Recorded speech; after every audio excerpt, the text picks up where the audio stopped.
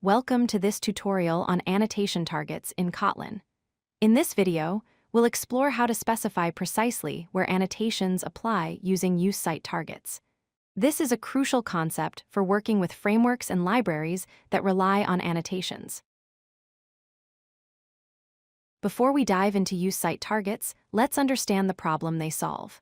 When Kotlin compiles to JVM bytecode, a single declaration can generate multiple Java elements.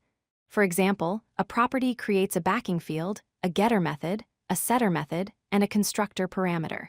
This raises an important question. When you add an annotation to a property, where should it actually apply? Let's look at a concrete example. Here we have a data class named user with a property called name, annotated with @inject. The problem is ambiguous. Does the @inject annotation apply to the property itself, the backing field, the constructor parameter, or something else?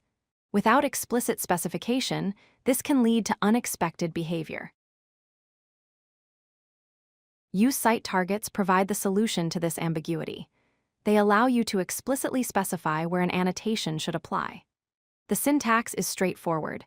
You write its symbol, followed by the target name, then a colon, and finally the annotation name. This gives you precise control over annotation placement, ensuring your annotations work exactly as intended. Let's examine the most common use-site targets with practical examples. The @field colon target applies the annotation to the backing field.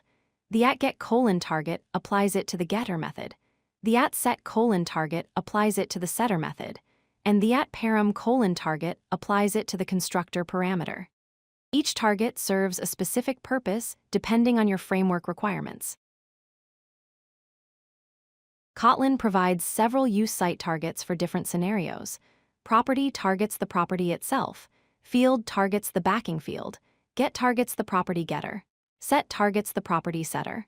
Param targets the constructor parameter. And receiver targets the extension receiver parameter.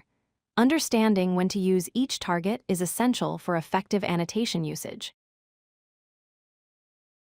Here's a practical example using JSON serialization.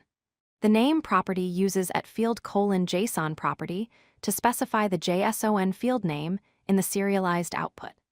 The password property uses @get colon JSON ignore to exclude it from the getter during serialization. The id property uses @param colon JSON property to specify the JSON property name during deserialization. This demonstrates how use-site targets enable precise control in real-world scenarios. Let's recap the key takeaways. Use-site targets give you precise control over annotation placement, eliminating ambiguity. They are essential when working with frameworks like Gson, Gson, and Dagger. Remember the syntax: @symbol, target name, colon, annotation name. Most importantly, use-site targets resolve the ambiguity that arises from JVM bytecode generation. Master this concept to write cleaner, more maintainable Kotlin code. If you like this video, hit that like button and don't forget to subscribe. Visit codelucky.com for more such useful content.